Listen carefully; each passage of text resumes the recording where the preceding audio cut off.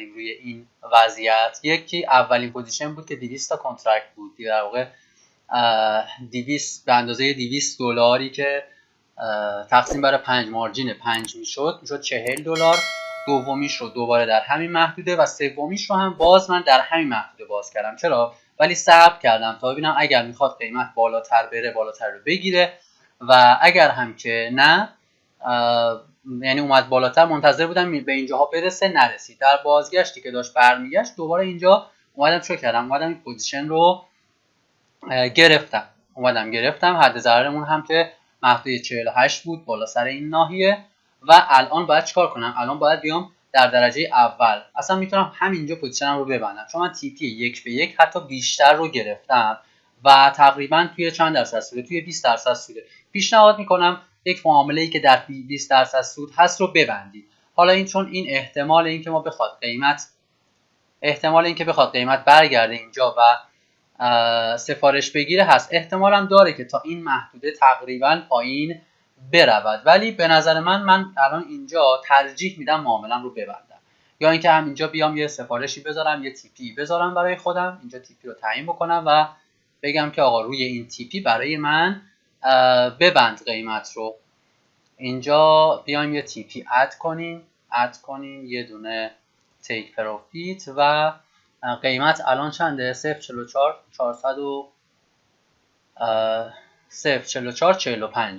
و توی همین محدوده صفر مثلا 44 20 فرضاً 44 20 میخوام بیام چه کنم؟ میخوام بیام 100% پوزیشن رو ببندم، یا حالا نمیدونم 20%ش رو ببندم، 50%ش رو ببندم، هر چقدرش رو خواستی. اینجا حتما وقتی که توی سود هستی یه درصدیش رو ببند، و بعد دوباره چیکار کن؟ دوباره خواستی دوباره پوزیشن باز کن و به هر حال این رو مد نظر داشته باش. اینو اینجا کانفیرم میکنم و الان ببین سفارش من اینجا قرار میگیره. حالا ممکنه که این سفارش الان اینجا خریداری بشه، معنی بسته بشه پوزیشن، ممکنه که این برگرده بالا، ولی به هر حال شما باید اینجا فریست رو انجام بدی. یعنی معاملات الان توی این ناحیه است، باید فریست رو انجام بدی. یعنی بیای روی 4639 سفارش بذاری که اگر معامله قیمت برگشت، حالا اگر نمیبندی حداقل اجازه برگشت و رفتن توی ضرر معامله رو ندی. پس میای اینجا، ببخشید باید بیام توی ویرایش کردن، روی ویرایش میزنیم و پوزیشن رو برای ما باز میکنه. میگم آقا اینجا میخوام ویرایش کنم، میگه که روی چه عددی میخوای بذاری استاپ لاست رو؟ میگم روی 0.40 و چند باز شده بود؟ 0.46 بود، دقیقه شو یادم نیست. 0.40 اون باید ببینید عددش دقیقاً چنده، 0.46. حالا من همینجا کانفیرم کنم ببینیم که سایزت هم میگه مشخص. من میگه سایزت مشخص نیست که چقدرش رو میخوای اینجا ببندی. میگم آقا 100%ش رو اینجا. میگه اگه 100%ش اینجا ببندم باز $5 تو توی سودی. این میشه فریز کردن. من این معامله‌ام رو میبندم و فریز میکنم. میگه آقا شما مثبت تقریبا $5، بازم اگر حد ضرر هم بخوری توی سود معاملات بسته میشه. این نکته‌ایه که باید مد نظر داشته باشید توی معاملاتتون. پس این رو به هر حال اینجا مد نظر داشته باشیم. همینجا هم گفتم همینجا هم میتونید ببندید، چون شما تی پی 1 به 1 رو گرفتید. شما 1 به 1 هم خیلی بیشتر. تازه این 1 به 1 اینجا 48 بوده، از 46 تا 48، از 46 تا 44 بوده دیگه.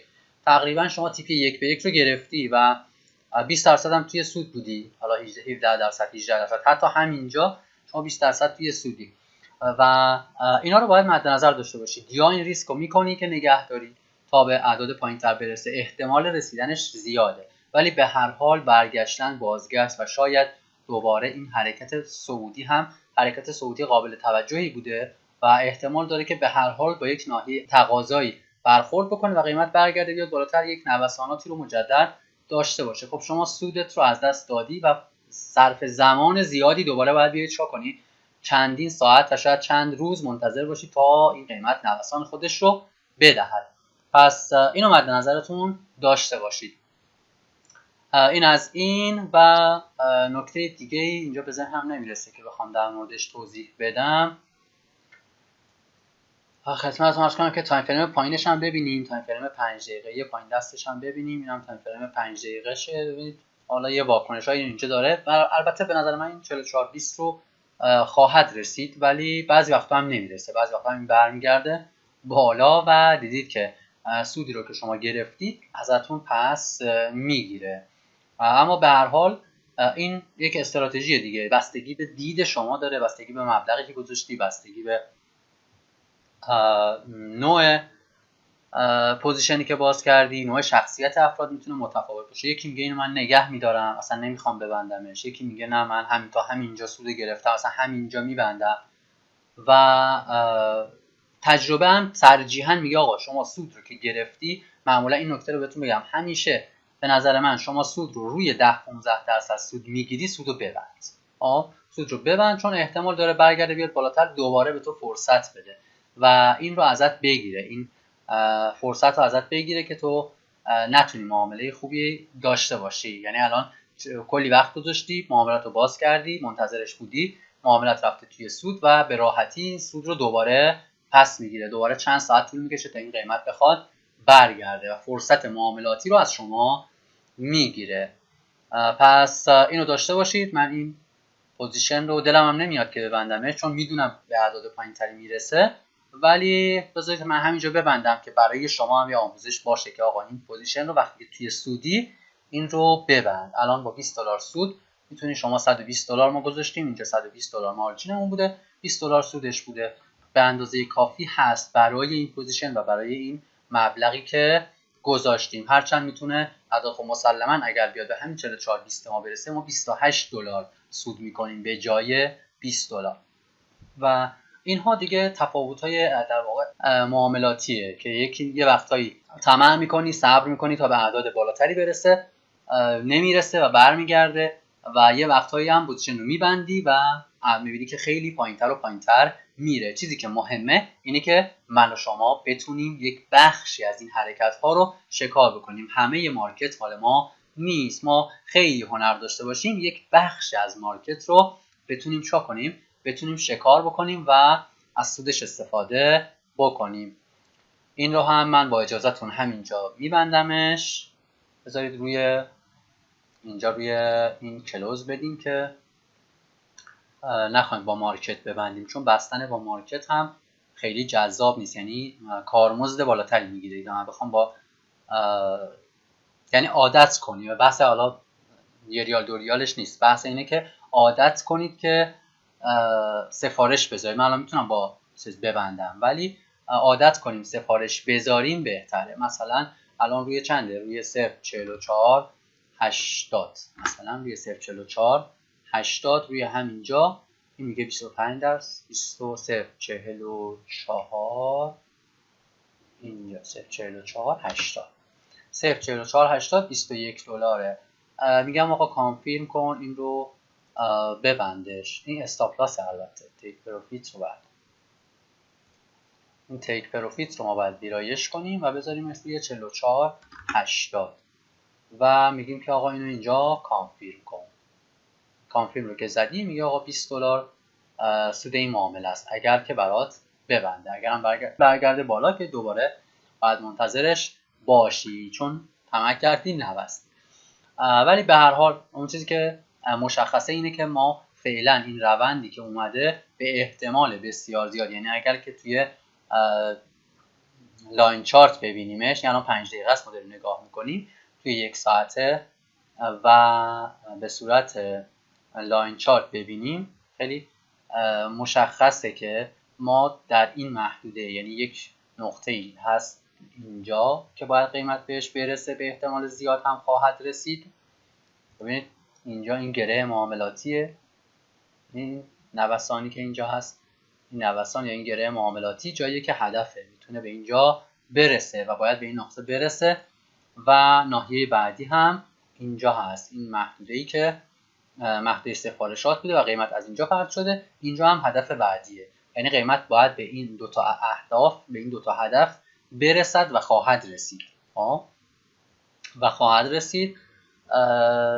اما به هر حال میگم بستگی داره که دید شما چطوری باشه و چطوری بخوای از یک معامله استفاده بکنی و سودش رو بگیری، یا اینکه اجازه بدی که دوباره برگرده بیاد توی ضرر یا در نقطه سر به سر بسته بشه. و اینا دیگه سیاست‌های متفاوتی میتونه باشه. من ترجیح میدم که همینجا معامله بسته بشه.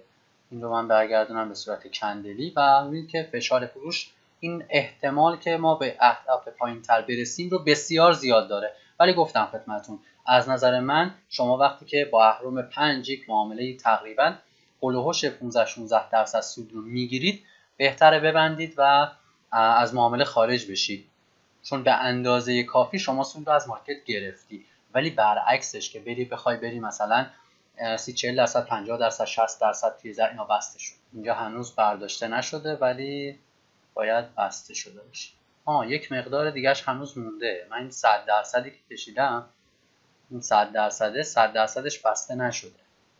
ببینید من اون رو تا آخر آوردیم 100%، این تمام 100%ش بسته نشده و یک مقدارش اینجا مونده، تقریبا $1.5 اینجا مونده و این رو هم باید ببندمش. این رو هم میتونم شا کنم، میتونم کلوز رو بزنم، کلوز آل رو بزنم، کل پوزیشن ها بسته میشه. اگر این کلوز رو بزنم یک پوزیشنات بسته میشه، مطمئن میخوای بسته بشه، میگم آقا ببندش و کانفین کلوز پوزیشن بسته شد.